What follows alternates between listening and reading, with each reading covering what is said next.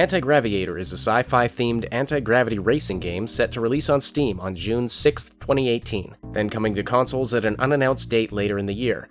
Now, I don't often give racing games a second look, but Antigraviator caught my eye with its slick sci-fi visuals and the sheer speed of its gameplay. And when I say sheer speed, well, see for yourself. The vehicles in this game don't have a maximum speed. So right out of the gate, you're driving at an insane velocity that, to be perfectly honest, felt like it was going to be impossible to handle at first. But after a few minutes of practice and gaining some familiarity with the tracks, the difficulty level downgraded from impossible to a challenging thrill ride, which is exactly where I like my games to be. The gameplay and controls are fairly standard. You have your acceleration, brake, and boost buttons, as well as a button that can be used to trigger or protect yourself from traps that are placed at pre-designated points on the racetrack. Since you're piloting a hovercraft, you can also do a barrel roll to move out of the path of obstacles or into the path of something you want to collect. There are boost pads, branching paths, and energy capsules that power up your abilities. So far, fairly standard racing game fare. What's not standard, though, and what primarily drew me to this game, were the surreal sci-fi environments and the non-traditional tracks that twist, wind, and roll every which way in 3 dimensions. It's like driving on a giant Mobius strip at insanely fast speeds while avoiding obstacles and trying not to get glued to the wall. Oh, come on, not again! But I did a barrel roll!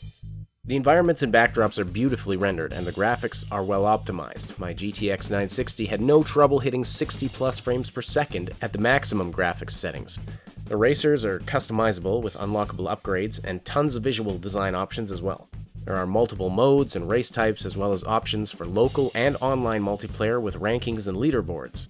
The AI races are fun, but I'm definitely looking forward to testing my skills against other human players. Really, I only have 2 criticisms of Antigraviator at this point. One is that the UI is a little clunky.